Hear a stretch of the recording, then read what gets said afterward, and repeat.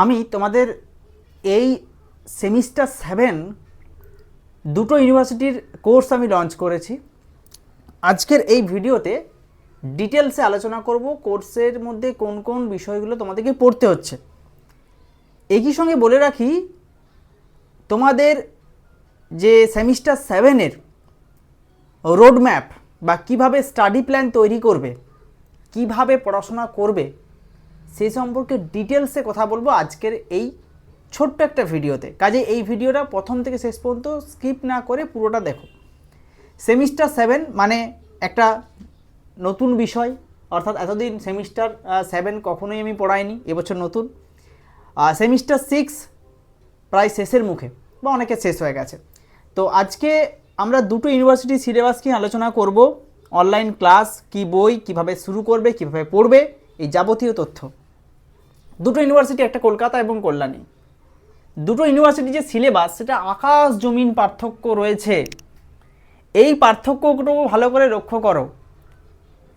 Finally Kolkata ইউনিভার্সিটির যে syllabus দেখেছি আমি, সেই সিলেবাস অনুযায়ী আমার মনে হয়েছে এখানে সত্যি কথা বলতে যারা অনলাইনে পড়বে তারাই একমাত্র সিলেবাস শেষ করতে পারবে, এবং ফ্র্যাঙ্কলি স্পিকিং যারা অফলাইনে পড়বে তারা কিন্তু সিলেবাস কেউ শেষ করতে পারবে না, একদম কনফার্ম। সিলেবাস শেষ করবে একটাই উপায়ে, শুধুমাত্র জেরক্স নিয়ে, এটাই সিলেবাস শেষ করার উপায়। অনলাইন ক্লাসের মধ্যে ডিটেলসে আলোচনা তো হবেই।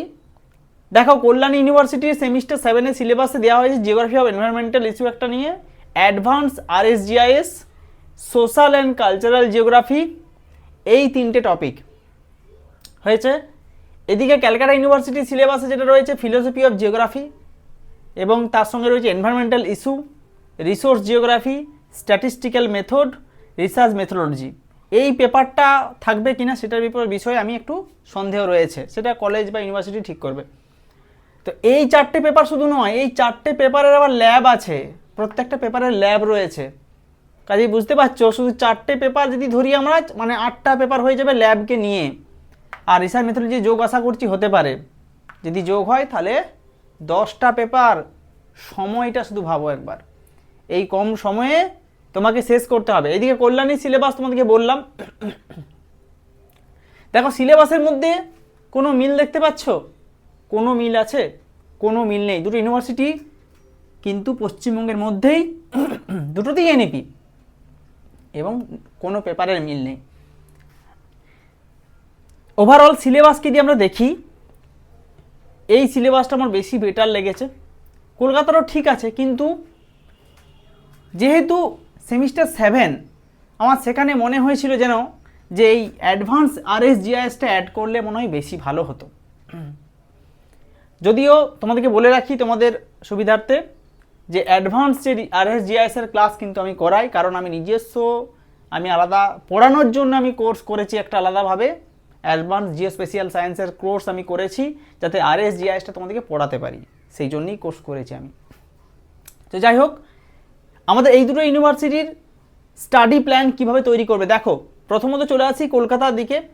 কলকাতার যে এতগুলো পেপার, এই পেপারের যে ক্লাস, প্রথমত আমি তোমাদেরকে সাজেস্ট করব, তোমরা যেখানেই পড়ো না কেন, হয় আমার কাছে ভর্তি হও বা যেখানেই ভর্তি হও, তোমরা অফলাইন ক্লাস ত্যাগ করে আমি তোমাদেরকে বলবো অনলাইনে জয়েন করো। বিকজ এতগুলো সিলেবাস তোমাদেরকে বুঝতে হবে, নোটস মুখস্থ করতে হবে, মক টেস্ট দিতে হবে, সাজেশন তৈরি করতে হবে, এই সমস্ত বিষয়। তো এগুলো কিন্তু অফলাইনে সম্ভব নয়, পরিষ্কার কথা, ঠিক আছে? কাজেই ফিলোসফি অফ জিওগ্রাফি, এইটার মানে হচ্ছে জিওগ্রাফিক্যাল থট, ঠিক আছে? তো জিওগ্রাফিক্যাল থটের যে পেপার, সেটা হচ্ছে সব থেকে সময় সাপেক্ষ, কঠিন বলতে পারো, মুখস্থ বেশি করতে হয়। কিন্তু এই যে পেপারটা বাঁকুড়া ইউনিভার্সিটি সেমিস্টার 6-এ ছিল, সব থেকে কঠিন বিষয় আমি ওদেরকে সহজ করে দিয়েছি, কারণ আমি পড়িয়েছি পুরোপুরি, তারপর যে সাজেশন দিয়েছি, সেই সাজেশনে 5 নাম্বার এবং 10 নাম্বারের প্রশ্নের সাজেশন দিয়েছিলাম। বাঁকুড়া ইউনিভার্সিটি সেমিস্টার 6 সমস্ত প্রশ্ন কমন এসছে।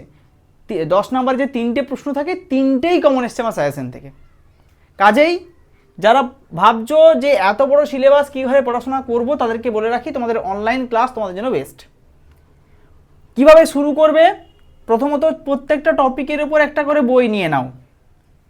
যে মার্কেটে অনেক বই অ্যাভেলেবেল আছে, একটা বই নিয়ে নাও। কল্যাণীর জন্যও বলছি, 3টে বই নিলেই হয়ে যাবে।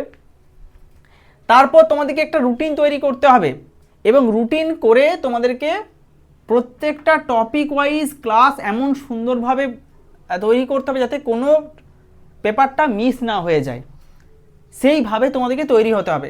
কল্যাণীর চাপ কিন্তু অনেকটাই কম, কারণ তোমাদের সিলেবাসে কঠিন বলতেই একটুকু রয়েছে আরএসজিএস, তাও এটা কঠিন নয়। আমি যেভাবে শিখিয়ে দিই, যেভাবে করিয়ে দিই, এটা আর কারো কঠিন লাগে না। কাজেই তোমাদের চাপের কোনো কারণ নেই। কল্যাণ ইউনিভার্সিটির সিলেবাস খুবই রিল্যাক্সিং এবং আরামদায়ক বলতে পারো, এটা খুব ভালোভাবে পড়তে পারবে। ক্যালকাটা ইউনিভার্সিটির ছাত্রদেরকে বলছি, তোমরা কিন্তু খুব সিরিয়াস থাকো। যারা চাইছো আমার কাছে পড়তে, তোমাদেরকে বলবো যে একদম লেট না করে কোর্সে জয়েন করে নাও। কোর্স কিন্তু শুরু হচ্ছে পরের সপ্তাহ থেকেই, অর্থাৎ এই সপ্তাহ থেকেই শুরু করে দেব, কারণ আর সময় হাতে একদম নেই। এত বড় সিলেবাস, টাইম মতো প্রত্যেকটা ক্লাস রেকর্ডিং দেওয়া বা প্রত্যেকটা ক্লাস রেকর্ডিং করে দেওয়া, নোটস বুঝিয়ে দেওয়া, লাইভ ক্লাস করানো, মক টেস্ট নেওয়া একটা চাপ। তোমরা যদি বাড়িতে কেউ পড়াশোনা করতে চাইছো যে বাড়িতে পড়াশোনা করব, সেক্ষেত্রে তোমাদেরকে বলবো রুটিন করো, প্রত্যেকটা সময় বরাদ্দ করে দাও প্রত্যেকটা পেপারের জন্য। সাপোজ সকালে যদি তুমি থট পড়ো, তারপরে তুমি চেষ্টা করো থটের ল্যাবটা একবার প্র্যাকটিস করতে, তারপরে যদি এনভায়রনমেন্টাল ইস্যু পড়ো সেটা ল্যাব প্র্যাকটিস করতে, এরকম করে তুমি একটা রুটিন প্রস্তুত করো। রুটিনের ভিডিও আমার চ্যানেলে অনেক আছে, সেগুলো দেখে ক্লিয়ার করো, ঠিক আছে। এবং কি কোন বইগুলো নেবে, যে বুকস বলেছি কোন বইগুলো নেবে, তো সেই বইয়ের রিলেটেড ভিডিওটা আমি কিন্তু এই ভিডিও ডেসক্রিপশানে অ্যাড করে দেবো, তোমরা ওইখানে দেখে নিতে পারো যে কোন কোন বইগুলো তোমরা নেবে। এবার জিজ্ঞেস করবে যে কটা বই নেব, চেষ্টা করো প্রত্যেকটা টপিকের উপর একটা করে বই নাও এবং লাইব্রেরি থেকে সেই টপিকের উপর আর একটা করে বই অল্টারনেট করে তুলবে, তাহলে পড়াশোনাটা বেশি ভালো হবে, ঠিক আছে। যারা ইংলিশ ভার্সনের স্টুডেন্ট রয়েছে তাদেরকেও বলছি যে তোমরা বেস্ট বই একটা করে নিবে, তাহলে কিন্তু করতে হবে। কিন্তু প্রত্যেকটা টপিকের একটা করে বই নেওয়া অবশ্যই বাধ্যতামূলক, নাহলে কিন্তু বুঝতে পারবে না। আচ্ছা, তারপর যেহেতু এত বড় সিলেবাস কম সময়ে শেষ করতে হবে, তাহলে তোমাদেরকে দিনে কত ঘন্টা পড়াশোনা করতে হবে।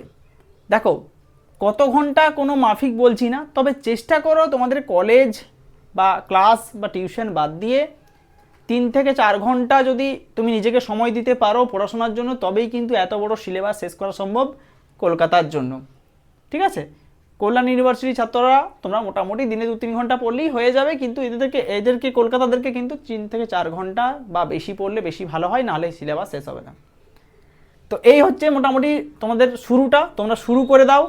আমাদের কোর্সও আমি লঞ্চ করে দিয়েছি, আর এবং এটার উপর আমি প্রচুর পরিশ্রম করছি, জানে বিশেষ করে কলকাতার জন্য। কলকাতার স্টুডেন্ট আমার কাছে বরাবরই বেশি থাকে, অন্যান্য ইউনিভার্সিটি কম থাকে, তো সে কারণে কলকাতার জন্য এতগুলো পেপার, চিন্তিত আমিও তোমাদের জন্য। তোমরাও চেষ্টা করো টাইমটাকে কাজে লাগানো, বিশেষ করে 7 এবং 8 সেমিস্টারটা খুব ইম্পর্টেন্ট ভালো মার্কসকে ধরে রাখার জন্য। তাই যারা সিরিয়াস স্টুডেন্ট তারাই আমার ক্লাসে জয়েন করে, আমি তাদেরকেই রাখি মোটামুটি, বা তারাই আমার ক্লাস করে। তো যাই হোক, তোমরা শুরু করে দাও।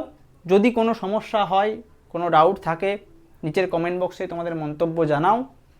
আর একই সঙ্গে বলে রাখি, আমাদের ক্লাসের যে ফিজ রেখেছি সেটা খুবই কম, এখন ডিসকাউন্ট চলছে 1720 টাকা পার সেমিস্টার, অর্থাৎ সেমিস্টার 7 পড়বে, এতগুলো পেপার 1720 টাকা ওয়ান টাইম ফিজ, একবারই দেবে পুরো semester clear with lab paper, practical সমস্ত কিছু, ঠিক আছে। যাই হোক, এইটুকুই আলোচনার। তোমাদের যদি জিজ্ঞাসা কোনো প্রশ্ন থাকে সেটা কমেন্ট বক্সে জানানোর অনুরোধ রইল। ভিডিওটাকে লাইক করো, এবং যারা নতুন দেখছো চ্যানেলকে সাবস্ক্রাইব না করে ভিডিও দেখছো তারা প্লিজ সাবস্ক্রাইব করে নিও। ধন্যবাদ।